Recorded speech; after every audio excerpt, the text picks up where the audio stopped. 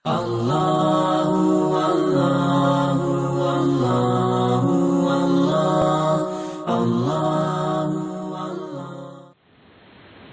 لله وكفى وسلام على عباده الذين اصطفى أما بعد أعوذ بالله من الشيطان الرجيم بسم الله الرحمن الرحيم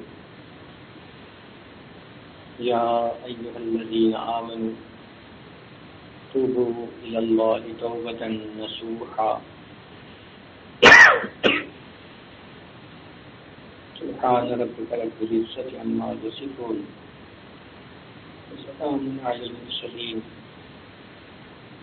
والحمد لله رب العالمين اللهم صل على سيدنا محمد وعلى آل سيدنا محمد وبارك وسلم. ابن قیم رحمۃ اللہ علیہ نے اپنی کتاب الداء والدواء میں یہ لکھا ہے کہ انسان جو بھی گناہ کرتا ہے اس کا نقصان اسے دنیا میں بھی ہوتا ہے. مثال کے طور پر اطاعت سے محرومی، گناہوں کی یہ تاثیر ہے کہ بندے کا دل نیکی کو نہیں چاہتا، نماز کو جی نہیں چاہتا، تلاوت کو جی نہیں چاہتا، شریعت پر عمل کرنا بوجھ محسوس ہوتا ہے. ایک اثر گناہوں کا یہ بھی ہے کہ دل بے چین ہوتا ہے. چنانچہ جو لوگ روک پال لیتے ہیں نہ ان کو دن میں اطمینان نہ راتوں کو نیند آتی ہے، ہر وقت دل بے چین ہوتا ہے، ایسے لگتا ہے کہ سکون تو ان سے روٹ ہی گیا. گناہوں کا ایک اثر یہ بھی ہوتا ہے کہ دعائیں قبول نہیں ہوتی. چنانچہ کتنے لوگوں کو ہم نے دیکھا جو یہ کہتے ہیں کہ جی اللہ ہماری تو سنتا ہی نہیں، حالانکہ ان ربی لسمیع الدعاء، میرے پروردگار تو ہر کسی کی دعا کو سنتا ہے، لیکن ماننا یا پورا کرنا یہ الگ بات ہے.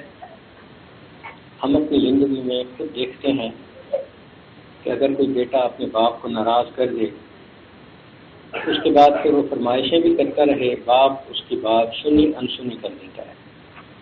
اسی طرح جو بندہ اپنے رب کو ناراض کرتا ہے اللہ تعالیٰ اس کی دعاؤں کو سنی انسنی کر دیتا ہے.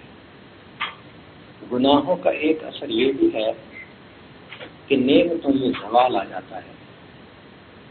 چنانچہ کاروبار بند ہو جاتے ہیں، جو نعمتیں اللہ تعالیٰ عطا فرماتا ہے وہ واپس چلی جاتی ہیں، عزت کی بجائے ذلت ہوتی ہے، یہ پریشانیاں ہوتی ہیں، کام ادھورے ہوتے ہیں. جس کام میں ہاتھ ڈالو پورا کوئی کام بھی نہیں ہوتا، ہر کام ادھورا.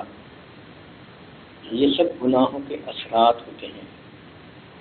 ان گناہوں کے اثرات سے بچنے کا ایک ہی طریقہ ہے کہ انسان اللہ رب العزت کے حضور سچی توبہ کرے.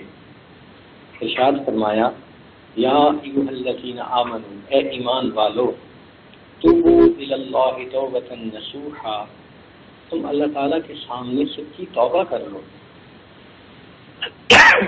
توبہ کہتے ہیں ایک تو گناہ کو انسان چھوڑے، دوسرا ان گناہوں پہ نادم اور شرمندہ ہو، تیسرا آئندہ گناہ نہ کرنے کا دل میں عزم ہو، پھر اگر وہ حقوق العباد سے متعلق ہیں تو ان کو واپس کرے یا معافی مانگے. اگر یہ شرائط پوری ہو جائیں تو انسان کی توبہ اللہ رب العزت کے ہاں قبول ہو جاتی ہے. ایک شرط گناہ سے توبہ کی یہ بھی ہے کہ انسان اللہ کے ڈر کی وجہ سے گناہ چھوڑے. اگر کسی اور نیت کی وجہ سے گناہ چھوڑا تو وہ توبہ نہیں کہلائے گی. مثلا اس لیے گناہ چھوڑے کہ جی بہت بدنامی ہو گئی تو اس کو توبہ نہیں کہیں گے. اگر اس لیے گناہ چھوڑا کہ اب گناہ کا موقع ہی نہیں رہا تو اس کو بھی توبہ نہیں کہیں گے. اگر اس لیے گناہ چھوڑا کہ جی بیماری لگ سکتی ہے تو بھی یہ توبہ نہیں.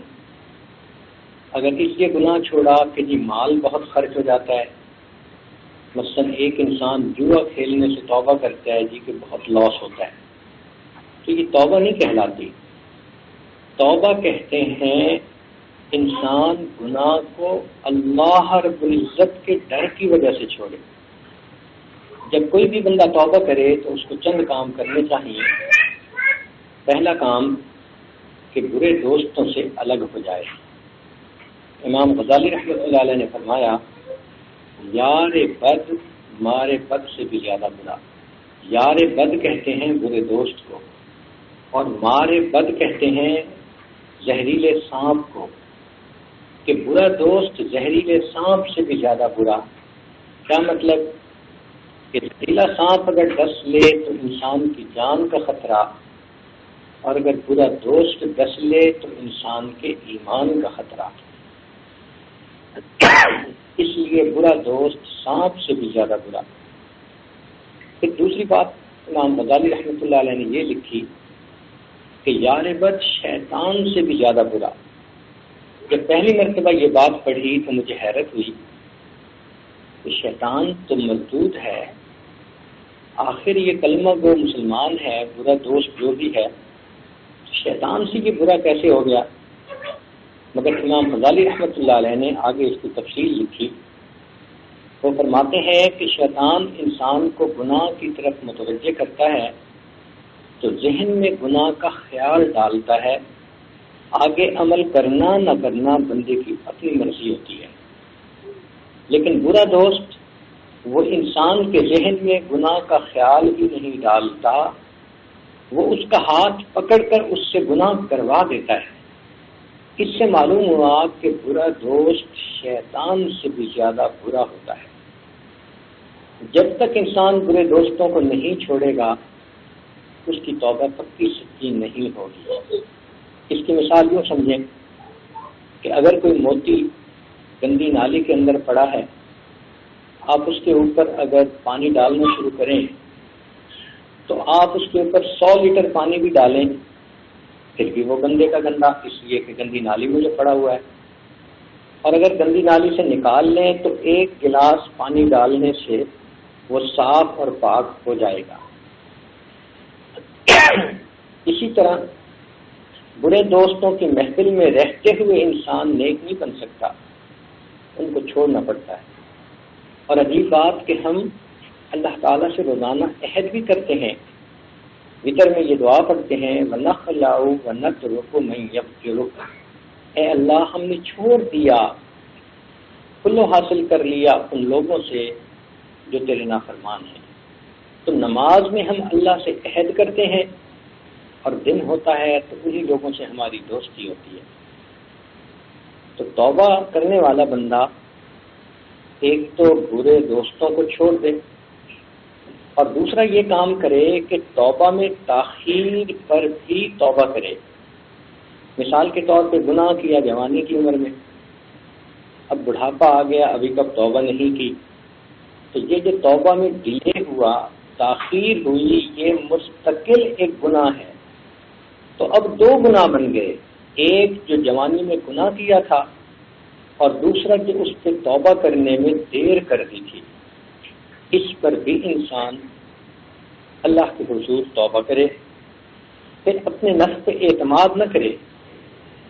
اگر برے دوست ہیں تو ان کے ٹیلی فون نمبر سب ڈیلیٹ کر دے، میسیجز سب ڈیلیٹ کر دے۔ یہ نہیں ہے کہ بس میسیج آتے ہیں میں پڑھ لیتی ہوں مگر میں رسپانس نہیں دیتی۔ آج آپ یہ کہہ رہی ہیں، کل جب شیطان آپ کے ذہن میں شیطانی خیال ڈالے گا تو پھر میسیجز کے جواب بھی آنے شروع ہو جائیں گے۔ تو شریعت نے کہا کہ اپنی نفس پہ اعتماد مت کرو، حقوق اللہ کو بھی پورے کرے اور حقوق العباد کی معافی تلافی کرے۔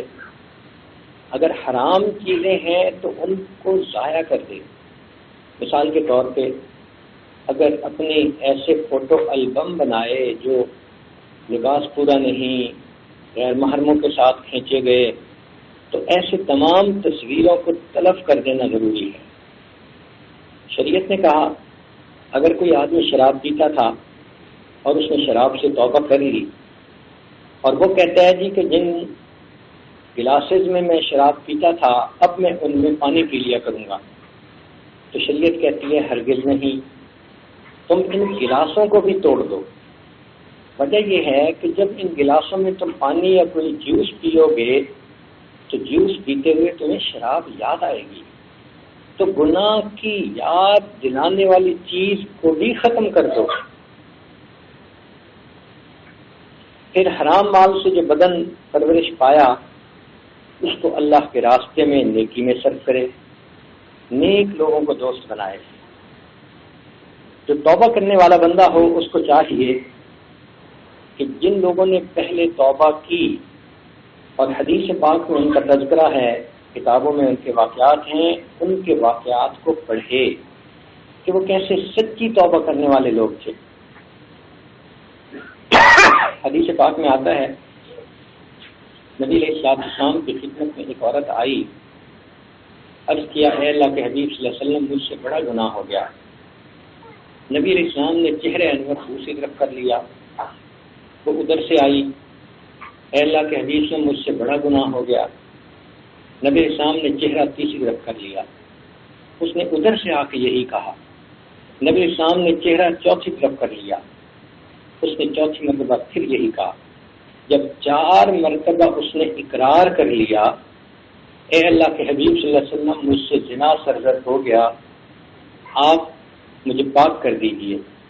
نبی علیہ السلام نے فرمایا کہ ہو سکتا ہے تجھے وہم ہو گیا ہو۔ اس نے کہا اے اللہ کے حبیب صلی اللہ علیہ وسلم وہم کی بات نہیں، میں پریگننٹ ہوں اور میں آپ کے پاس آئی ہوں کہ مجھے پاک کر دیجیے۔ نبی علیہ السلام نے فرمایا کہ اچھا تم جاؤ اور جب تمہارے ہاں بچے کی ولادت ہو جائے تو اس وقت تم میرے پاس واپس آنا۔ وہ صحابیہ واپس چلی جاتی ہے۔ اب ذرا غور کیجئے کہ 9 مہینے کا وقت تھا، اگر وہ چاہتی تو اپنی بات سے پھر بھی سکتی تھی، اگر وہ چاہتی تو کسی دوسرے شہر میں ہجرت کر جاتی، اگر وہ چاہتی تو کوئی اور بہانہ کر لیتی، مگر نہیں، اس کے دل میں ایک آگ لگی ہوئی تھی۔ اس کو یہ احساس ہو گیا تھا کہ جو گناہ میں نے کیا وہ بہت بڑا، اور اب میں اللہ کے سامنے قیامت کے دن شرمندہ نہیں ہونا چاہتی۔ اس کو یہ پتہ چل گیا تھا کہ اللہ تعالیٰ زناکار سے ناراض ہوتے ہیں، اور زناکار آدمی جب تک سچی توبہ نہ کرے وہ پاک نہیں ہوتا۔ تو وہ ڈرتی تھی کہ ایسا نہ ہو کہ قیامت کے دن میں اللہ کے سامنے ناپاک حالت میں پیش کی جاؤں، اور یہ بھی جانتی تھی کہ قیامت کے دن جب زناکار عورت اللہ کے سامنے پیش ہوگی تو حدیث پاک کا مفہوم کہ اللہ تعالیٰ اپنے چہرے انور کو ہٹا لیں گے، اس کی طرف نہیں دیکھیں گے۔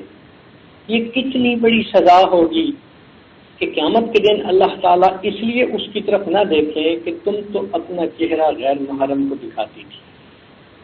اور یہ بھی ہے کہ زناکار عورت جب اللہ کے سامنے پیش کی جائے گی اس کے جسم پر کپڑے ہوں گے، ایک ہوا کا جھونکا آئے گا اور ساری مخلوق کے سامنے اس کے کپڑے اتر جائیں گے۔ اس لیے یہ ذلیل ذلت ملے گی کہ یہ غیر محرم کے سامنے کپڑے اتارے گی۔ پھر ایک اور بات حدیث پاک میں فرمائی گئی کہ اس عورت کو جہنم کے اندر جب پھینکا جائے گا تو جس طرح آپ نے ہوٹلوں پر دیکھا کہ چکن پیس ہوتے ہیں اور وہ روسٹ ہو رہے ہوتے ہیں آگ کے اندر، لٹکے ہوئے ہوتے ہیں کسی تار کے اندر، اس طرح جہنم کے اندر اس عورت کو پستانوں کے ذریعے لٹکایا جائے گا۔ یہ جسم کا وہ حصہ ہے کہ انسان ذرا سختی سے ہاتھ لگ جائے تو تکلیف ہوتی ہے، اور اگر اس کے اندر لوہے کی تار ڈالی جائے گی اور انسان کو لٹکایا جائے گا، آپ سوچ سکتی ہیں کہ کتنی تکلیف ہوگی۔ اور جس طرح مرغا آگ کے اندر جل رہا ہوتا ہے، یہ عورت جہنم کی آگ میں اس طرح جل رہی ہوگی۔ پھر اس کے منہ میں پیپ آ رہی ہوگی جو یہ پی رہی ہوگی۔ پھر اس کو ایک اور بھی سزا دی جائے گی۔ حدیث پاک میں آتا ہے ایک غار ہوگی جو بچھوؤں کی ہوگی، اس عورت کو اس کے اندر دھکا دے کر اس کے منہ پہ چٹان رکھ دی جائے گی، اور اس میں لاکھوں بچھو ہوں گے، اور وہ لاکھوں بچھو اس کے جسم پر اس طرح چڑھیں گے جس طرح شہد کے چھتے پر شہد کی مکھیاں ہوتی ہیں۔ اتنے لاکھوں بچھو ایک وقت میں اس کو ڈسیں گے، اس کے جسم کے ہر سیل کے اندر زہر جائے گی، اور اسے اتنی تکلیف ہوگی، یہ سزا کیوں ملے گی کہ تم نے ایسا گناہ کیا تھا جس کی وجہ سے تیرے جسم کے انگ انگ نے مزے پائے تھے، اب انگ انگ کے اندر اس زہر کا اثر جائے گا۔ ایک شہد کی مکھی کاٹ لے تو اس کی تکلیف ہم سے برداشت نہیں ہوتی، جب یہ بچھو کاٹیں گے اور لاکھوں کی تعداد میں ایک وقت میں کاٹیں گے، پاؤں سے لے کے سر تک ہر جگہ پر ڈنک لگیں گے، سوچے کتنی تکلیف ہوگی۔ اب تو گھبرا کہ یہ کہتے ہیں کہ مر جائیں گے، مر کے بھی چین نہ پایا تو کدھر جائیں گے۔ وہ صحابیہ جانتی تھی کہ یہ سب تکلیفیں مجھے جہنم میں دی جائیں گی، اس لیے مجھے اسی دنیا میں پاک ہونا ہے۔ اس کو پتا تھا جب میں گناہ کا اقرار کروں گی مجھے رجم کیا جائے گا، مردوں کے مجمع کے اندر مجھے زمین میں گڑھا کھود کے آدھا زمین کے اندر دھسا دیا جائے گا، اور اوپر کا ہاتھ جو ہے اس کو پتھر مارے جائیں گے، کوئی پتھر میرے سر پہ لگے گا، کوئی منہ پہ لگے گا، کوئی آنکھ پہ، کوئی کان پہ، جسم سے خون نکلے گا، قبیلے کی ذلت ہوگی، ماں باپ کی ذلت ہوگی، اور مجھے اتنی دردناک موت دی جائے گی۔ مگر وہ جانتی تھی کہ یہ دنیا کی ذلت بھی چھوٹی ہے، یہ دنیا کی تکلیف بھی چھوٹی ہے، قیامت کے دن ساری مخلوق کے سامنے بے پردہ ہونا زیادہ برا ہے، اللہ تعالیٰ کا ناراض ہو جانا زیادہ بڑا گناہ سزا ہے۔ لہذا وہ کہنے لگی، اے اللہ کے حبیب صلی اللہ علیہ وسلم مجھے پاک کر دیجئے۔ نبی اسلام نے فرمایا جاؤ جب بچے کی ولادت ہو جائے پھر آنا۔ واپس چلی جاتی ہے، اس کو راتوں کو نیند نہیں آتی تھی، سکون نہیں تھا، وہ سوچتی تھی اگر اسی حال میں مر گئی تو میں اللہ کو کیا منہ دکھاؤں گی۔ چنانچہ خدا خدا کر کے بچے کی ولادت ہوتی ہے، وہ ایک دن اپنے بچے کو لے کے آئی، اے اللہ کے حبیب صلی اللہ علیہ وسلم بچے کی ولادت ہو گئی، اب آپ مجھے پاک کر دیجیے۔ نبی اسلام نے فرمایا جاؤ اس بچے کو دودھ پلاؤ۔ وہ عورت پھر واپس آتی ہے، سوچئے تو صحیح اتنے مدت میں یہ عورت اپنی بات سے منحرف نہیں ہوئی، اس کی وجہ کیا تھی؟ اس کو یہ یقین تھا کہ اس گناہ کی وجہ سے آخرت کی ذلت بہت بڑی، دنیا کی ذلت چھوٹی۔ وہ پھر 1.5 سال بچے کو پالتی ہے، ایک دن بچے کو لے کر آئی، اس بچے کے ہاتھ میں روٹی کا ٹکڑا تھا، اے اللہ کے حبیب صلی اللہ علیہ وسلم اب بچے نے روٹی کھانا شروع کر دی، میں اپنی ذمہ داری سے فارغ ہو گئی۔ نبی اسلام نے صحابہ سے فرمایا اس عورت کو رجم کر دیا جائے۔ چنانچہ لوگ جمع ہوئے، عورت کو پتھر مارنے لگے۔ حدیث پاک میں آتا ہے ایک صحابی نے جب اس کو پتھر مارا تو انہوں نے کوئی فکرہ کہہ دیا کہ تو نے کتنا برا کام کیا، کتنی گندی عورت ہے۔ جب اس نے یہ کہا تو نبی اسلام نے اس صحابی کو منع کر کے یہ کہا، میرے صحابی اس عورت کو یہ بات مت کرو، لقد تابت توبتن، اس عورت نے ایسی توبہ سچی کی ہے، لو قسمت بین 70 من اہل المدینہ وسعتهم، اس کی توبہ کے ثواب کو مدینہ کے 70 گنہگاروں میں تقسیم کر دیا جاتا، 70 گنہگاروں کی بھی مغفرت ہو جاتی۔ کیسی وہ صحابیہ تھی کہ اس نے توبہ کرنے کا حق ادا کر دیا۔ تو معلوم ہوا کہ ایسے واقعات پڑھنا کہ جس میں توبہ کرنے والوں نے سچی توبہ کی، اس سے انسان کی ہمت بڑھتی ہے۔ علماء نے لکھا ہے کہ بعد میں توبہ کرنے لگتا ہے اس کے ذہن میں شیطان مختلف اشکالات ڈالتا ہے۔ سب سے پہلا سوال تو یہ ڈالتا ہے میں اتنی بڑی گنہگار ہوں، میں نے اتنے زیادہ گناہ کیے، میرے یہ گناہ کیسے معاف ہوں گے؟ سنیے اللہ رب العزت کی رحمت بہت بڑی ہے۔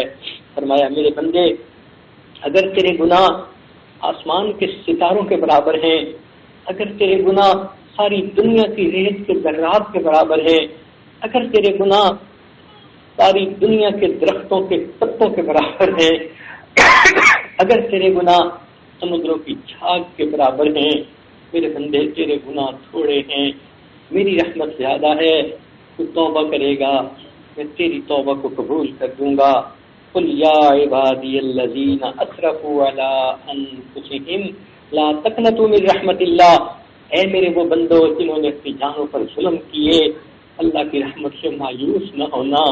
ان اللہ یغفر الذنوب جميعا، اللہ سب گناہوں کو معاف کرنے والا ہے، تو رب کریم نے گناہوں کو معاف کرنے کی خوشخبری سنا دی۔ سبحان اللہ۔ بخاری شریف کی روایت ہے، ایک بندے نے 100 آدمیوں کو قتل کیا تھا، اس کو ندامت ہوئی، اس نے چاہا کہ میں توبہ کروں، چنانچہ وہ علماء کی بستی کی طرف چل پڑا۔ راستے میں اسے موت آ گئی، ادھر سے جہنم کے فرشتے بھی آ گئے اور جنت کے فرشتے بھی آ گئے۔ جہنم کے فرشتے کہنے لگے 100 بندوں کا قاتل ہے، اسے جہنم میں لے جانا ہے۔ جنت والے فرشتے کہنے لگے توبہ کی نیت سے چل پڑا تھا، اب اس کو جنت میں لے جانا چاہیے۔ حتیٰ کہ دونوں نے اپنا اپنا معاملہ اللہ کے سامنے پیش کیا۔ رب کریم نے فرمایا تم اس کے راستے کی پیمائش کرو، اگر یہ اپنے گھر سے قریب تھا اور اگلی بستی دور تھی جہنم میں لے جاؤ، اگر توبہ والی بستی کے قریب تھا گھر سے دور پہنچ گیا تھا جنت میں لے جاؤ۔ حدیث پاک میں آتا ہے جب فرشتوں نے پیمائش کی تو جہاں بالکل راستے کا نصف تھا اس جگہ پر اس بندے کو موت آئی تھی، مگر اس کی لاش اگلی بستی کی طرف گری تھی۔ صرف اتنا قریب ہونے پر اللہ نے اس کے سب گناہوں کو معاف کر دیا۔ یہ توبہ کی نیت سے چل پڑا تھا، اس لیے ہمیں چاہیے کہ توبہ میں جلدی کر لیں۔ حدیث ایک اور اشکال بندے کے ذہن میں یہ آتا ہے کہ میں تو توبہ کرنا چاہتی ہوں مگر جو لوگ ہیں وہ مجھے زبردستی گناہ کرنے پر مجبور کر دیتے ہیں، بد کردار مجھ پر چڑھائی کر لیتے ہیں، میں کمزور ہوں۔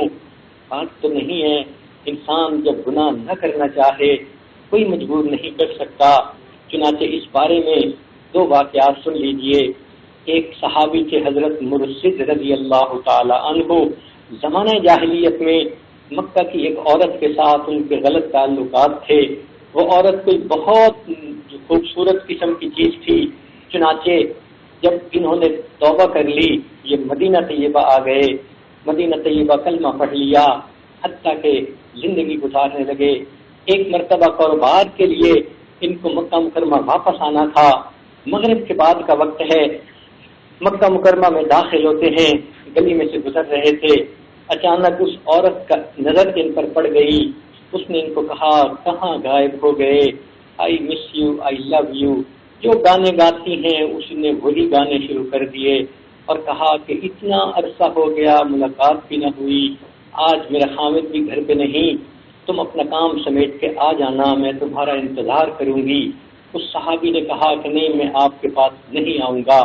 اس نے پوچھا مرشد تم وہی ہو جو مکہ کی گلیوں میں پھرتے تھے، آنکھوں میں آنسو ہوتے تھے، میری منتیں کرتے تھے کہ میں ایک مرتبہ تمہیں چہرہ دکھا دوں، منتیں کرتے تھے میں ایک دفعہ تم سے بات کر لوں، تم میرے جسم کو ہاتھ لگانے کے لیے ترستے پھرتے تھے، آج میں تمہیں کہہ رہی ہوں کہ تم آنا، میں گھر میں تمہارا انتظار کر رہی ہوں اور تم کہتے ہو میں نہیں آؤں گا۔ اس دوران اس عورت نے یہ محسوس کیا کہ وہ صحابی بات کر رہے تھے مگر آنکھ نہیں اٹھ رہی تھی، آنکھیں جھکی ہوئی تھیں، تو وہ کہنے لگی تم میری طرف دیکھ کیوں نہیں رہے؟ انہوں نے کہا میں تمہاری طرف نہیں دیکھ سکتا، میری آنکھوں نے اب ایسی ہستی کو دیکھ لیا ہے جس کے بعد یہ غیر محرم کی شکل نہیں دیکھ سکتی۔ وہ تو پہلے سے چونکہ طبیعت کھلی ہوئی تھی، دونوں آپس میں ملتے رہتے تھے، وہ آگے بڑھی کہ ذرا ہاتھ لگائے۔ صحابی کہنے لگے خبردار تم نے میرے جسم کو ہاتھ لگایا، میں اپنی تلوار سے تمہارے سر کو جدا کر دوں گا۔ وہ گھبرا گئی کہ یہ تو بہت ہی زیادہ سخت بات اس نے کر دی، واپس چلی گئی۔ جو گناہوں سے بچنے والے ہوتے ہیں وہ پھر اتنا فرم سٹینڈ لے لیتے ہیں، دوسرا بندہ ان کو گناہ کی طرف مجبور نہیں کر سکتا۔ ایک اور واقعہ حضرت مالک رضی اللہ کعب بن مالک رضی اللہ عنہ ایک صحابی ہیں، ایک جہاد میں جانے کے لیے ان کو دیر ہو گئی، اللہ کے حبیب صلی اللہ علیہ وسلم نے فرما دیا کہ آپ جو ہے انتظار کریں جب تک اللہ آپ کی توبہ قبول نہ کرے۔ صحابہ کو بھی منع کر دیا آپ اس سے گفتگو بند کر دیں جب تک توبہ قبول نہیں ہوتی۔ آپ رضی اللہ عنہ کہتے ہیں میرے لیے زمین پوری فراخی کے باوجود دشوار ہو گئی، اس لیے کہ مجھے یہ ڈر تھا اگر اس دوران مجھے موت آ گئی تو میری موت ایمان پر نہیں آئے گی کہ اللہ کے حبیب مجھ سے ناراض ہیں، اور اگر اس دوران اللہ کے حبیب صلی اللہ علیہ وسلم نے پردہ فرما لیا تو قیامت کے دن میرا کیا بنے گا؟ مجھے کسی کا چین نہیں تھا، آرام نہیں تھا۔ میرا دن نہیں گزرتا تھا، میری رات نہیں گزرتی تھی، مگر اسی حال میں مجھے 40 دن گزر گئے۔ میں بہت ڈپریسڈ کنڈیشن میں گزارا کر رہا تھا۔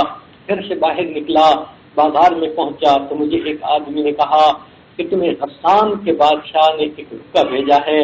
میں نے رکا پڑھا، لکھا ہوا تھا عیسائی بادشاہ نے کہ میں نے سنا ہے آپ کے صاحب نے آپ سے بول چال بند کر دی، آپ ہمارے پاس آ جائیے، ہم آپ کی عزت افزائی کریں گے، آپ کو ہم یہاں بہت آسانی اور سہولت کی زندگی گزارنے کا موقع دیں گے۔ وہ صحابی کہتے ہیں میں نے یہ رکا پڑھا، میری آنکھوں سے آنسو آ گئے کہ ایک تو میرے اوپر آزمائش آئی ہے اور دوسرا میں اتنا گر گیا کہ اب کافر لوگ میرے اوپر طمع کرنے لگے کہ میں ان کے ساتھ جا کر مل جاؤں۔ وہ فرماتے ہیں میں نے اس بندے کے سامنے اس کاغذ سے کئی پرزے کیے، تنور جل رہا تھا، میں نے آگ کے اندر وہ خط پھینک دیا، ان کو میسج پہنچا دیا، خبردار میرے بارے میں یہ مت سوچنا۔ دیکھیں جو توبہ کرنے والے ہوتے ہیں وہ پھر ایسا معاملہ کرتے ہیں پھر اللہ ان کی توبہ کو قبول بھی فرما لیتے ہیں۔ کبھی کبھی ذہن میں یہ خیال آتا ہے میں توبہ تو کرنا چاہتی ہوں مگر پرانی یادیں عذاب بن چکی ہیں، ہر وقت ذہن میں پرانے خیالات آتے ہیں، میں کیا کروں؟ ہوتا تو ہے لیکن اس سے مایوس نہیں ہونا چاہیے، اللہ تعالیٰ سے دعائیں کرنی چاہیے۔ اللہ رب العزت اس بات پر قادر ہیں کہ وہ پروردگار ہماری ان یادوں کو ذہن سے ختم کر دیں اور دل کے اندر اللہ کی یاد کو جما دیں۔ اللہ کے لیے یہ مشکل نہیں، دعائیں کرنی چاہیے۔ اللہم انا نجعلک فی نحورہم ونعوذ بک من شرورہم، اللہم استر عوراتنا وآمن روعاتنا۔ ان دعاؤں کے مانگنے سے اللہ تعالیٰ ذہنی یادوں کو ٹھیک کر دیتے ہیں۔ کبھی کبھی شیطان ذہن میں یہ خیال ڈالتا ہے کیا گناہوں کا اعتراف کرنا ضروری ہے؟ جی ہاں، اللہ تعالیٰ کے سامنے گناہوں کا اعتراف کرنا ضروری ہے۔ دنیا میں اعتراف کر لے تو معافی مل جائے گی، وگرنہ جہنم میں جا کر تو ہر گنہگار اعتراف کرے گا۔ قرآن مجید میں ہے سورہ ملک میں کہ جہنمیوں سے فرشتے پوچھیں گے کیا تمہارے پاس ڈرانے والا نہیں آیا تھا؟ وہ کہیں گے ما جاءنا نذیر، قالوا بلا قد جاءنا نذیر، ہاں ہمارے پاس ڈرانے والا تو آیا تھا لیکن ہم نے اس کی بات کو نہ سنا۔ ہمارے اندر لو کنا نسمع، اگر ان کی بات کو سن لیتے، او نعقل، ہمارے اندر عقل کی رتی ہوتی، ما کنا فی اصحاب السعیر، آج ہم جہنم کے جلنے والوں میں نہ ہوتے۔ فاعترفوا بذنبہم فسحقا لاصحاب السعیر، اپنے گناہوں کا اعتراف کریں گے۔ معلوم ہوا کہ انسان کو گناہوں کا اعتراف تو کرنا ہی پڑے گا، دنیا میں کر لے گا اللہ کے سامنے تو توبہ کی وجہ سے گناہ دھل جائیں گے، ورنہ جہنم میں جا کے تو ہر بندہ گناہوں کا اعتراف کرے گا ہی صحیح۔ اس لیے حدیث پاک میں دعا سکھائی ابوء لک بنعمتک وابوء بذنبی، اللہ میں نعمتوں کا اعتراف کرتا ہوں اور اپنی گناہوں کا بھی اعتراف کرتا ہوں۔ کبھی کبھی شیطان ذہن میں یہ خیال ڈالتا ہے کہ توبہ تو میں کرتی ہوں مگر میں گناہ سے بچ نہیں سکتی، میرا نفس بہت خراب ہے، بھائی میں نہیں بچ سکتی، میرا اللہ تو مجھے بچا سکتا ہے۔ آپ توبہ کرتے ہوئے اللہ کی ذات پر نظر رکھیے، اللہ تعالیٰ مہربانی فرما کر انسان کے دل میں گناہ کی نفرت ڈال دیتے ہیں، انسان کی طبیعت گناہ سے اچاٹ کر دیتے ہیں، انسان کو گناہوں سے محفوظ فرما لیتے ہیں۔ اور ایک کا بہترین طریقہ کہ آپ اگر کمزور ہیں تو کسی اللہ والے کے ساتھ مل کر آپ گناہوں سے سچی توبہ کے کلمات پڑھ لیں۔ یہ توبہ کے کلمات کسی اللہ والے کے ساتھ مل کر پڑھنا، اس کی یہ برکت ہوتی ہے، اللہ تعالیٰ توبہ کو قبول فرماتے ہیں۔ قرآن مجید میں بھی رب کریم فرماتے ہیں فاستقم کما امرت، اے میرے حبیب صلی اللہ علیہ وسلم آپ بالکل سیدھے رہیے جیسے آپ کو حکم دیا۔ ومن تاب معک، اور جو صحابہ آپ کے ساتھ مل کر توبہ طائب ہوئے، تو صحابہ نے نبی اسلام کے ہاتھ پر توبہ کی۔ اس لیے جو بندہ کمزور اپنے آپ کو محسوس کرے وہ اللہ والوں کے ساتھ مل کر توبہ کے کلمات پڑھ لے، اللہ تعالیٰ مہربانی فرما دیتے ہیں۔ ہمارے حضرت مرشد عالم رحمۃ اللہ علیہ کا ایک واقعہ ہے. ایک گھر میں گئے، بڑے علماء کا گھر تھا. وہ عالم خود یہ واقعہ سناتے ہیں کہ میرے 8 کے قریب بچے تھے، 5 بیٹے تھے، 3 بیٹیاں تھیں. سب عالم حافظ قاری مفتی تھے، سب نیک تھے. خانہ ہم آفتابس، ہر گھر کا بندہ ایک روشن ستارے کی مانند تھا. مگر کہتے ہیں کہ میرا ایک بیٹا ایسا تھا جو فرانس چلا گیا تعلیم حاصل کرنے کے لیے، اور وہاں جا کر وہ دہریہ بن گیا. نہ دین کو مانتا تھا، نہ خدا کو مانتا تھا. اب ہم میاں بیوی راتوں کو روتے رہتے کہ یہ صرف بے نمازی ہی نہیں، یہ سرے سے کافر ہے، خدا کو بھی نہیں مانتا. بیوی ایک دن مجھے کہنے لگی ہم کب تک حضرت سے یہ بات چھپائیں گے؟ دیکھیں اگر ران کے اوپر بھی پھوڑا بن جائے تو ڈاکٹر کے سامنے تو پھر ران کو کھولنا ہوتا ہے. اسی طرح جب کوئی ایسی بات ہو کہ جو پوشیدہ ہو مگر شیخ کے سامنے تو اس کو بتانا پڑتا ہے تاکہ اس کا علاج ہو سکے. تو میری بیوی کے کہنے پر میں نے ایک دن حضرت کے سامنے کہا حضرت آپ ہمارے گھر کے سب لوگوں سے اتنے خوش ہیں، اتنی تعریف کرتے ہیں کہ سب بچے نیک متقی پرہیزگار ہیں. ایک اور بھی میرا بیٹا ہے، آج تک آپ کے سامنے نہیں آیا، وہ دہریہ ہے، وہ فرانس چلا گیا تھا پڑھنے کے لیے، دہریہ بن کر واپس آیا. ہم اپنے دل کا یہ غم کسی کو بتا بھی نہیں سکتے. حضرت نے فرمایا کہ اچھا اپنے اس بچے سے کہو میرے ساتھ مل کر کچھ کلمات پڑھ لے. چنانچہ انہوں نے اور ان کی اہلیہ نے اپنے بچے کو یہ سمجھایا کہ بیٹا حضرت کے ساتھ مل کے کچھ کلمات پڑھ لو. بیٹے نے کہا میں اسلام کو نہیں مانتا، میں خدا کو نہیں مانتا، میں کیا کلمات پڑھ لوں؟ حضرت نے فرمایا میں نے تو کچھ بھی نہیں کہا کہ کیا مانو کیا نہ مانو، میں نے تو اتنا کہا ہے کہ میرے ساتھ مل کے کلمات پڑھ لو.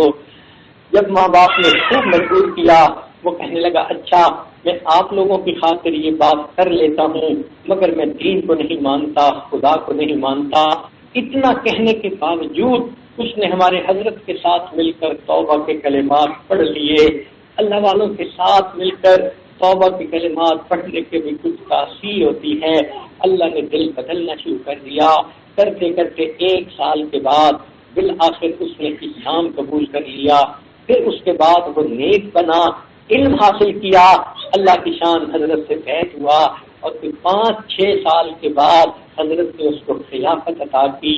الحمدللہ ہزاروں لوگ اس نوجوان کی وجہ سے نیکی کے اوپر آ گئے. ذرا غور کیجئے کہاں وہ بچہ ایمان سے محروم تھا، کہاں اللہ والے کے ساتھ توبہ کے کلمات مل کر پڑھ لیے. اللہ نے اس کو ہادی مہدی بنا دیا، اس کو دوسروں کے لیے ہدایت دینے والا بنا دیا. یہ اللہ کی رحمت اور مہربانی ہوتی ہے. کبھی کبھی ذہن کے اندر یہ خیال آتا ہے اچھا اگر میں نے بہت گناہ کیے ہیں اللہ بھی تو رحیم ہے وہ مجھے بخش دے گا. بات بالکل ٹھیک ہے کہ اللہ رحیم ہے، وہ بخش دیں گے، لیکن اگر موت کے وقت ہمیں کلمے پڑھنے کی توفیق ہی نہ ہوئی پھر کیا بنے گا؟ گناہوں کی ایک بڑی تاثیر یہ بھی ہے موت کے وقت کلمے کی توفیق چھین لی جاتی ہے. ہمارے ایک قریبی ڈاکٹر تھے، وہ کہتے ہیں کہ میں نے زندگی کے 35 سال ایمرجنسی وارڈ کے اندر گزارے. میری عادت تھی کہ جو بندہ بھی ہوتا تھا آخری لمحوں پر میں اسے کلمہ یاد دلاتا تھا.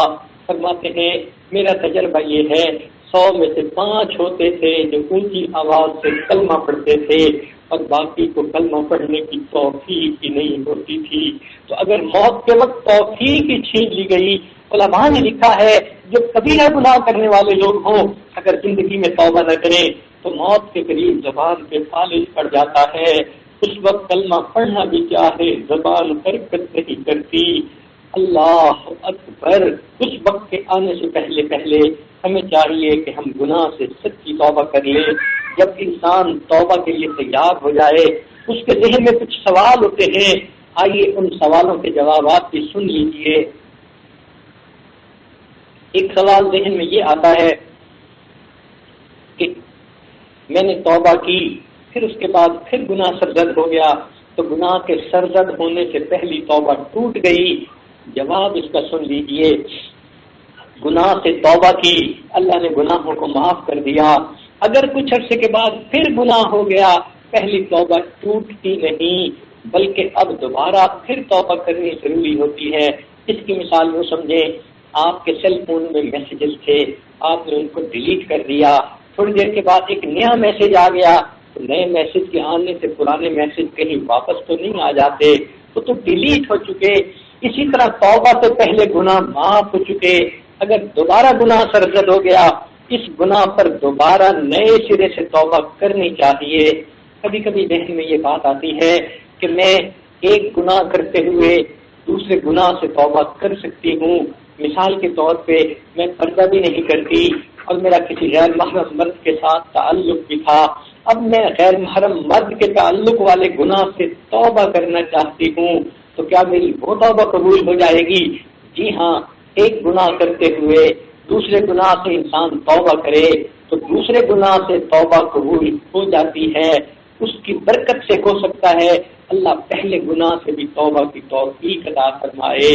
اسی طرح ایک بے نمازی عورت ہے، بے پردہ عورت ہے، وہ کہتی ہے کہ جی میں پردہ تو ابھی نہیں کر سکتی لیکن میں نماز پڑھنا شروع کر سکتی ہوں۔ بہت اچھا، آپ نماز شروع کر دیجئے، نماز کی برکت سے اللہ پردے کی بھی توفیق عطا فرما دیں گے۔ تو معلوم ہوا ایک گناہ کرتے ہوئے اگر دوسرے گناہ سے توبہ کی جائے تو جس گناہ سے توبہ ہو وہ اللہ کے ہاں قبول ہو جاتی ہے، پھر اس کی برکت سے اللہ پہلے گناہ سے بھی توبہ کی توفیق دے دیتے ہیں۔ ایک سوال ذہن میں یہ پیدا ہوتا ہے، میرے ذمے بہت ساری قضا نمازیں، قضا روزے ہیں، میں کیا کروں؟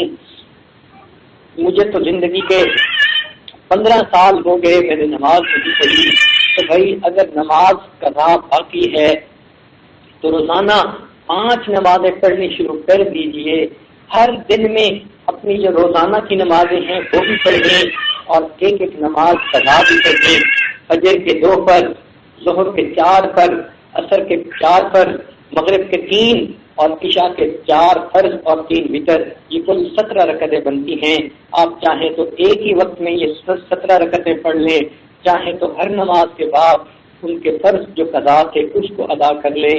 روزانہ اگر آپ ایک دن کی قضا نماز کرتی رہی تو 15 سالوں میں 15 سال کی قضا نماز بھی ادا ہو جائے گی۔ ہم نے بعض لوگوں کو دیکھا 20-20 سال کی قضا نمازیں ادا کی، کئی سال کے انہوں نے روزے رکھے۔ اسی طرح کہ سردی کے موسم میں روزے رکھنے شروع کر دیں، اللہ تعالیٰ آسانی فرما دیتے ہیں۔ تو قضا نمازیں اور قضا روزے قضا کرنے شروع کر دیجئے تاکہ اللہ تعالیٰ کے پاس قسط پہنچنی شروع ہو جائے۔ اگر اس دوران بھی موت آ گئی تو اللہ تعالیٰ فرمائیں گے میرے بندے نے قرضہ تو ادا کرنا شروع کر دیا تھا، چلو بقیہ میں اس کو اپنی رحمت سے معاف کر دیتا ہوں۔ ایک سوال ذہن میں یہ آتا ہے کہ میں نے تو بہت غیبت کی مختلف عورتوں کی، میں کیا کروں؟ تو بھائی غیبت جو ہے یہ حقوق العباد میں سے ہے، بہتر تو یہ کہ اس بندے سے معافی مانگی جائے اور اس کو بتایا جائے کہ جی اگر آپ کے حقوق میں مجھ سے کوئی کمی ہو گئی تو مجھے معاف کر دے۔ یہ مت کہیں کہ میں نے آپ کے بارے میں یہ کہا ورنہ تو دشمنی ہو جائے گی۔ ایک جنرل بات کر دے کہ جی آپ پلیز کوئی کوتاہی ہو گئی ہو آپ کے بارے میں تو مجھے معاف کر دے۔ شریعت کہتی ہے کہ اس نے معاف کر دیا تو بھی معاف، سن کے مسکرا پڑی تو بھی معاف، خاموشی کر لی تو بھی معاف۔ دنیا میں معافی مانگنی بہت آسان ہے۔ اور اگر کوئی بندہ یہ کہے کہ جی میں نے تو کسی بندے کو قتل کیا، میں کیا کروں؟ تو شریعت نے کہا کہ ایک تو اللہ سے معافی مانگے کہ جس کے حکم کو توڑا گیا، دوسرا جو اس کے وارث ہیں ان کو قصاص ادا کرے، دیت ادا کرے، اور تیسرا جس کو قتل کیا اس بندے کی طرف سے استغفار کرے۔ 3 کاموں کے کرنے پر اللہ تعالیٰ گناہوں کو معاف فرما دیں گے۔ یہ مختلف سوالات کے جو ذہن میں آتے ہیں، اگر کوئی یہ کہے کہ میں نے تو کسی کا مال چوری کیا، میں کیا کروں؟ تو اس مال کو واپس کرنا ہوگا۔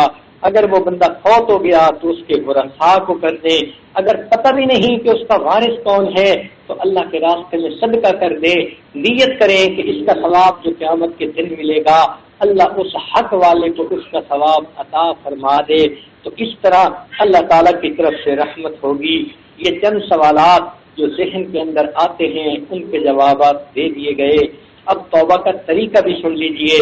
سیدنا صدیق اکبر رضی اللہ تعالیٰ عنہ فرماتے ہیں کہ نبی علیہ السلام نے ارشاد فرمایا ما من رجل یذنب ذنبا جو بندہ بھی کوئی گناہ کرتا ہے ثم یقوم پھر وہ کھڑا ہوتا ہے فیتطہر اور وہ وضو کرتا ہے ثم یصلی رکعتین پھر وہ 2 رکعتیں نماز پڑھتا ہے ثم یستغفر اللہ پھر وہ استغفار کرتا ہے غفر اللہ لہ اللہ اس کے گناہ کو معاف کر دیتے ہیں. تو ہمیں 2 رکعت صلاۃ التوبہ پڑھنی چاہیے. عشاء کے بعد بھی پڑھ سکتی ہیں, تہجد کے وقت بھی پڑھ سکتی ہیں, دن کے اوقات میں بھی پڑھ سکتی ہیں. جب نیت ہو گناہ سے توبہ کرنے کی وضو کر کے 2 رکعت نفل پڑھیں اور اللہ سے دعا مانگیں اللہ میں گناہگار بندی آج گناہ کو چھوڑنے کا ارادہ کر رہی ہوں, میرے اوپر مہربانی فرما دینا, میری توبہ کو قبول کر لینا. جب بندہ اللہ تعالیٰ سے عاجزی کے ساتھ مانگتا ہے اللہ تعالیٰ توبہ قبول فرما لیتے ہیں. ابن قیم رحمۃ اللہ علیہ نے ایک عجیب واقعہ لکھا ہے, امید ہے کہ آپ اس کو دل کے کانوں کے ساتھ سنیں گی. فرماتے ہیں میں ایک گلی میں سے جا رہا تھا, میں نے دیکھا ایک دروازہ کھلا, ایک ماں اپنے 8-9 سال کے بچے سے خفا ہو رہی تھی, کہہ رہی تھی تو ضدی بن گیا ہے, نافرمان بن گیا ہے, میری بات نہیں سنتا, میری بات نہیں مانتا. اچھا اگر تو نے میری بات نہیں مانگی تو دفع ہو جائے اس گھر سے. ماں نے غصے سے اس بچے کو جو دھکا دیا وہ بچہ گھر سے باہر آ کر گرا, ماں نے غصے سے دروازہ بند کر دیا. ابن قیم رحمۃ اللہ علیہ فرماتے ہیں میں وہیں کھڑا ہو گیا یہ دیکھنے کے لیے کہ ہوتا کیا ہے. کہتے ہیں کہ وہ بچہ تھوڑی دیر تو روتا رہا, پھر وہ کھڑا ہوا اور ایک طرف اس نے چلنا شروع کر دیا.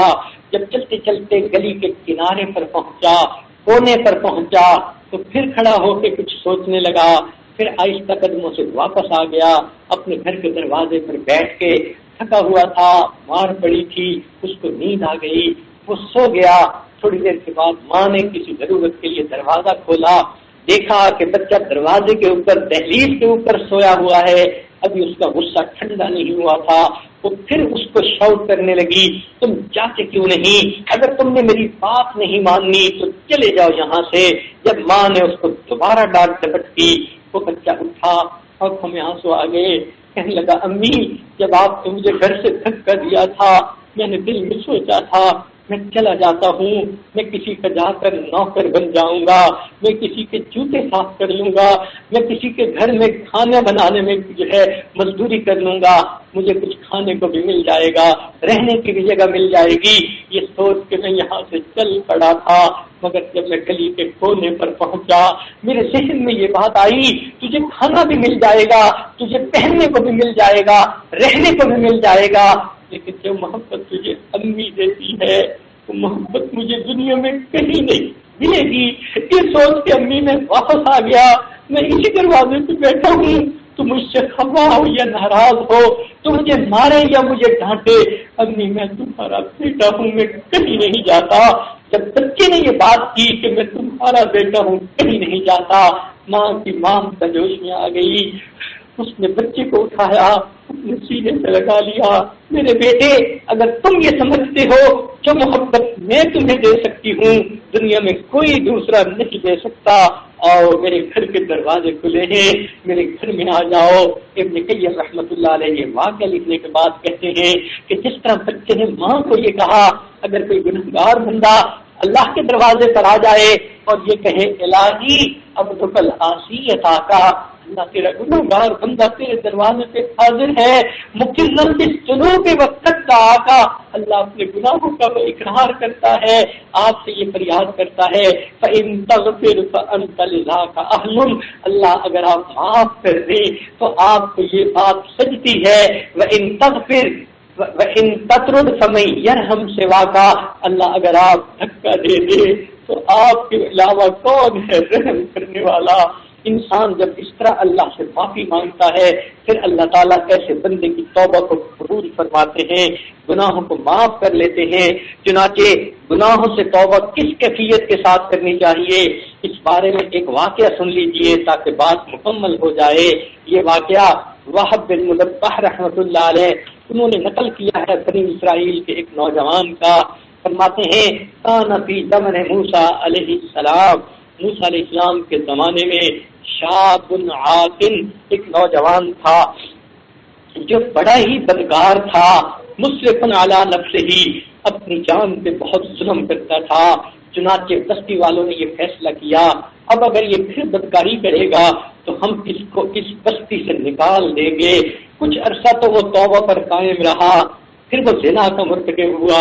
چنانچہ بستی والوں نے اس کو خوب سزا دی، مار پیٹ کی، اور مارنے پیٹنے کے بعد اس کو بستی سے دھکا دیا کہ تم یہاں رہنے کے قابل نہیں. ذلیل کر کے بستی سے اس نوجوان کو نکال دیا. فَأَخْرَجُوهُ مِنْ بَيْنِهِمْ لِسُوءِ فِعْلِهِ، انہوں نے نکال دیا اس کو بستی سے اس کے برے کاموں کی وجہ سے. وہ نوجوان شہر کے دروازے سے آگے ایک جگہ کچھ ویرانہ تھا، درخت تھے، وہاں جا کر رہنے لگ گیا. سردی کا موسم تھا، اس کے پاس بستر بھی نہ تھا، پورے کپڑے بھی نہ تھے، اس کو بخار آ گیا، دوا بھی نہ تھی، کھانے پینے کو کوئی چیز بھی نہ تھی. چنانچہ اس حال میں اس نوجوان کو اس ویرانے میں موت آنے لگی. ہوا کیا، جب موت آنے لگی تو اس کے ساتھ عجیب معاملہ ہوا. فَعَذَرَتْهُ الْوَفَاةُ فِي خَرْبَةٍ عَلَى بَابِ الْبَلَدِ، اس شہر کے دروازے کے سامنے اس ویرانے میں اس نوجوان کو موت آ گئی. فَأَوْحَى اللَّهُ تَعَالَى إِلَى موسیٰ علیہ السلام، اللہ تعالیٰ نے موسیٰ علیہ السلام کی طرف وحی نازل فرمائی اور اپنے پیغمبر علیہ السلام کو یہ فرمایا، اے میرے پیارے موسیٰ علیہ السلام، ان ولی من اولیائی حضرت الموت، میرے اولیاء میں سے ایک ولی کو موت آ گئی ہے، آپ وہاں پر جائیے. فاحذرہ وغسلہ وصلی علیہ، جائیے اس کو غسل دیجیے اور اس کی نماز جنازہ پڑھیے. وقل لمن کثر عصیانہ، اور اعلان کر دیجیے کہ جس بندے کے گناہ بہت زیادہ ہو، یحضر جنازتہ، وہ اس بندے کا جنازہ آ کر پڑھ لے. لأغفر لہم، میں اس کے گناہوں کو بھی معاف کر دوں گا. وَاحْمِلْهُ إِلَيَّ لَأَكْرِمَ مَثْوَاهُ، اس کو دفن کر دیجئے تاکہ میں اپنے اس ولی کی بہت عزت افزائی کروں. فنادى موسیٰ علیہ السلام فی بنی اسرائیل، اللہ اکبر. موسیٰ علیہ السلام نے بنی اسرائیل کے اندر اعلان کروا دیا، لوگوں اللہ کے ایک ولی کی وفات ہو گئی، جو جنازہ پڑے گا اس کے گناہ معاف ہو جائیں گے. فَكَثُرَ النَّاسُ، لوگ بڑی تعداد میں جنازہ پڑھنے کے لیے اکٹھے ہو گئے. فَلَمَّا حَضَرُوهُ، جب وہاں پر حاضر ہوئے، عَرِفُوهُ، اس بندے کو پہچان لیا. فَقَالُوا، سارے لوگ کہنے لگے، یا نبی اللہ، اے اللہ کے پیارے نبی علیہ السلام، هَذَا هُوَ الْفَاسِقُ، یہ تو وہی فاسق ہے، الذی اخرجناہ، جس کو ہم نے بستی سے باہر نکال دیا تھا. فتعجب موسیٰ من ذلک، موسیٰ علیہ السلام بڑے حیران ہو گئے. فأوحى اللہ الیہ، اللہ نے موسیٰ علیہ السلام کی طرف وحی نازل فرمائی. صدقوا، یہ لوگ ٹھیک کہتے ہیں، وہم شہدائی، اور سچی بات کر رہے ہیں. الا انہ لما حضرت الوفات فی هذه الخربۃ، بات یہ ہے کہ جب اس نوجوان کو اس ویرانے میں موت کا وقت آیا، نظر یمنۃ و یسرۃ، اس نوجوان نے دائیں نظر ڈالی، بائیں نظر ڈالی. فلم یرا حمیما، کوئی اس کا دوست پاس نہیں تھا، ولا قریبا، کوئی قریبی بھی پاس نہیں تھا. اس نے کہا اللہ، ویرانہ ہے، نہ میری ماں پاس ہے، نہ بیوی پاس ہے، کوئی اپنا نہیں جسے میں دل کا غم سنا سکوں. یا اللہ، اکیلا ہوں، تنہا ہوں. ورآ نفسہ غریبۃ وحیدۃ ذلیلۃ، اس نے اپنے آپ کو اکیلا اور ذلیل پایا. منکسرۃ، اس کا دل ٹوٹا ہوا تھا، مجھے گھر سے بھی نکال دیا گیا، اب میرا یہ حال ہے. فرفع بصرہ الیہ، اس قسم کرسی کے حال میں اس نوجوان نے آسمان کی طرف نظر اٹھا کر دیکھا اور کہا، الہی عبد من عبادک، تیرے بندوں میں سے میں بھی ایک بندہ ہوں. غریب فی بلادک، اللہ مجھے میرے وطن سے دھکے دے کے نکال دیا گیا. لو علمت ان عذابی یزید فی ملکک، اگر مجھے پتا ہوتا میرے عذاب دینے سے تیری شان بڑھ جائے گی اور مجھے معاف کرنے سے گھٹ جائے گی تو میں آپ سے کبھی مغفرت طلب نہ کرتا. ولیس لی ملجأ، اللہ میری کوئی جائے پناہ نہیں، ولا رجاء، مجھے کوئی امیدگاہ نہیں، الا انت، تو ہی تو ہے، وقد سمعت فیما انزلت، اور میں نے یہ بھی سنا ہے کہ آپ نے موسیٰ علیہ السلام کو پیغام بھیجا ہے، انی انا الغفور الرحیم، میں بڑا غفور اور بڑا رحیم ہوں، فلا تخیب رجائی، اللہ میری امیدوں کو ناکام نہ کرنا، یا موسیٰ، اے موسیٰ علیہ السلام، افکان یحسن بی ان اردہ، کیا مجھے یہ اچھا لگتا تھا میں اس نوجوان کی فریاد کو رد کر دیتا، وہ غریب علی ہذہ الصفۃ، اور وہ پردیش کی کیفیت میں تھا اس حال میں، وقت توسل الی بی، اس نے میری رحمت کے مجھ کو واسطے دیے، وتضرع بین یدی، میرے سامنے گڑ گڑایا، خوب رویا، وعزتی، موسیٰ علیہ السلام مجھے اپنی عزت کی قسم، لو سالنی فی المذنبین من اہل الارض جميعا، اگر وہ ساری دنیا کے گنہگاروں کی بخشش کی مجھ سے فریاد کرتا، لوہبتہم لہ لذل غربتہ، میں پروردگار اس کی اس قسم پرسی کی وجہ سے اور فریاد کی وجہ سے جو اتنی عاجزی سے اس نے کی، میں دنیا کے سارے گنہگاروں کی مغفرت کر دیتا۔ اللہ اکبر، اللہ کتنے قریب ہے، اتنا بڑا گنہگار جسے لوگ بستی سے نکالتے ہیں، اگر وہ بھی موت سے پہلے آپ کے سامنے فریاد کر لیتا ہے، آپ فرماتے ہیں اتنی اچھی اس نے فریاد کی، ساری دنیا کے گنہگاروں کی بخشش کا سوال کرتا، ساری دنیا کے گنہگاروں کی بخشش کر دیتا۔ پھر اللہ تعالیٰ فرماتے ہیں یا موسیٰ، اے موسیٰ علیہ السلام، انا کہف الغریب، جس کا کوئی نہیں ہوتا اس کا میں پناہ گاہ ہوتا ہوں، وحبیبہ، جس کا دوست کوئی نہیں ہوتا اس کا دوست میں ہوتا ہوں، وطبیبہ، اور جس کا طبیب کوئی نہیں ہوتا اس کا طبیب میں ہوتا ہوں، وراحمہ، اور جس پہ رحم کرنے والا کوئی نہیں ہوتا اس پہ رحم میں پروردگار کرتا ہوں۔ جب اللہ اتنے قریب ہے، اتنے مہربان ہے کہ وہ ایک گنہگار کو اپنے اولیاء کے زمرے میں شامل فرما لیتے ہیں، ہمیں بھی چاہیے آج کی اس مجلس میں ہم اپنے اللہ سے سچی طور پر اپنے سارے گناہوں کی معافی مانگیں۔ اللہ ہمارے گناہوں کو معاف فرما دیجیے، قیامت کے دن کی ذلت سے ہمیں محفوظ فرما دیجیے۔ اللہ ہم سے تو دو بندوں کے سامنے کی ذلت برداشت نہیں ہوتی، قیامت کے دن ساری مخلوق کے سامنے کی ذلت کیسے برداشت ہوگی؟ اللہ ہم سے تو چند کلو کا وزن نہیں اٹھایا جاتا، قیامت کے دن پہاڑوں برابر گناہوں کا بوجھ ہم کیسے اٹھائیں گے؟ اللہ ہم سے تو دنیا کی دھوپ کی گرمی برداشت نہیں ہوتی، قیامت کے دن تیرے جہنم کی گرمی کہاں برداشت ہوگی؟ اللہ ہم پر مہربانی فرما دیجیے، ہم انسان ہیں، ہم بھول گئے، خطائیں کر بیٹھے، آج احساس ہوا ہمیں گناہوں سے توبہ کرنی چاہیے۔ اے اللہ ہم سب کی توبہ کرتے ہیں، آپ کی رحمت کو مانگتے ہیں، اللہ ہم پر مہربانی فرما دیجیے۔ اس جگہ اٹھنے سے پہلے اللہ ہمارے گناہوں کو معاف فرما دیجیے۔ وآخر دعوانا ان الحمد للہ رب العالمین۔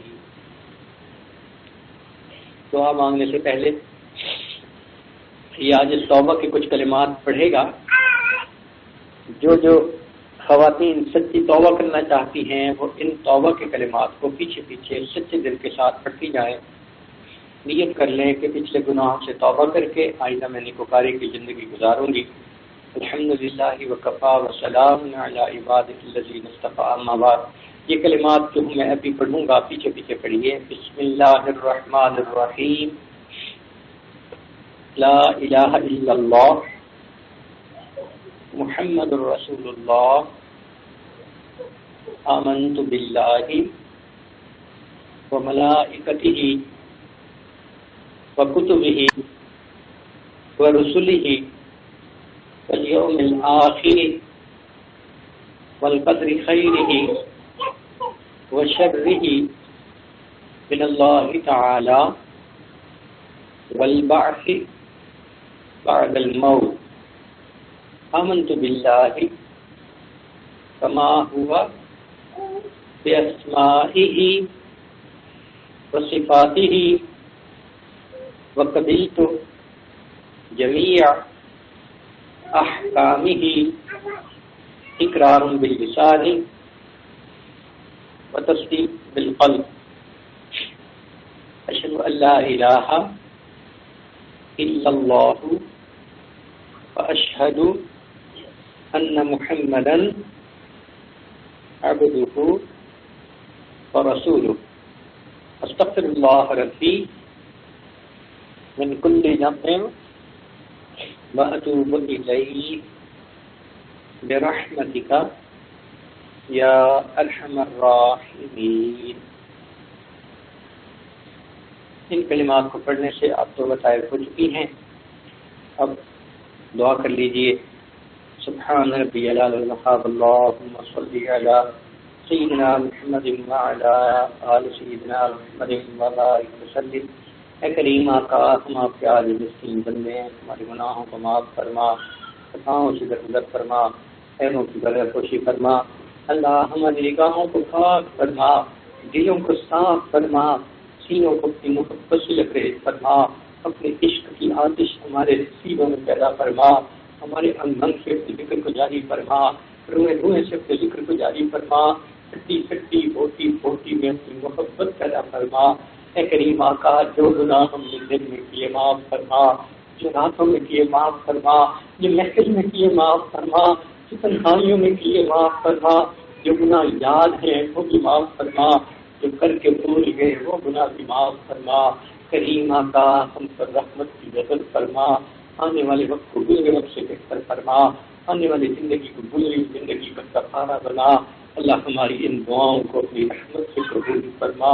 پروردگار عالم، بے اولاد جو عورتیں ہیں ان کو نیک اولاد عطا فرما، جو صاحب اولاد ہیں ان کی اولادوں کو نیکوکار بنا، فرمانبردار بنا، ماں باپ کی آنکھوں کی ٹھنڈک بنا۔ جن گھروں میں جوان بچے بچیاں موجود ہیں ان بچوں کے مستقبل کو روشن فرما، ماں باپ کے لیے فرض ادا کرنے آسان فرما۔ اللہ گھروں میں عورتوں کو خاندوں کی خوشیاں نصیب فرما، بچوں کی خوشیاں نصیب فرما، اولاد کے غموں سے محفوظ فرما، اولاد کے دکھوں سے محفوظ فرما۔ اے کریم، آپ نے فرمایا اچھے بروں کے ساتھ اچھائی کا معاملہ کرے۔ اللہ آپ اچھے ہیں، ہم برے ہیں، آپ ہمارے ساتھ اچھائی کا معاملہ فرما دیجیے۔ اللہ ہم نے تو لوگوں کو دیکھا ہے، دنیا دار لوگوں کو، اگر عورتیں چل کے گھر آ جائیں قتل کے مقدمے بھی معاف کر دیتے ہیں۔ اللہ کی آپ کی بنیاں گھروں سے چل کے آپ کے در پر آئی بیٹھی ہیں، اللہ معافیاں مانگ رہی ہے، اللہ معاف فرما دیجیے، توبہ قبول کر لیجیے، آئندہ نیکوکاری کی زندگی عطا فرما لیجیے۔ اللہ گناہوں کی ذلت سے ہمیں بچا لیجیے، طاعات کی عزت عطا فرما دیجیے۔ اللہ ہماری ان دعاؤں کو اپنی رحمت سے قبول فرما، رزق کی پریشانیوں کو دور فرما، قرضوں سے محفوظ فرما، مرضوں سے محفوظ فرما، ذلت سے محفوظ فرما، قلت سے محفوظ فرما، قلت سے محفوظ فرما۔ اللہ ہماری ان دعاؤں کو اپنی رحمت سے قبول فرما، جو مانگا وہ عطا فرما، جو مانگنا چاہیے تھا نہیں مانگ سکے وہ بھی عطا فرما۔ اللہ مذکورات نے جو دعاؤں کے لیے کہا یا کہنا چاہتی تھی نہیں کہہ پائی، اللہ ان سب کے دلوں کی نیک مرادوں کو پورا فرما۔ ہمارے ماں باپ عزیز اقارب مشاہد جو فوت ہو چکے، اللہ ان کی مغفرت فرما، جن کی آپ نے مغفرت کر دی کر ان کے اعلیٰ درجات عطا فرما۔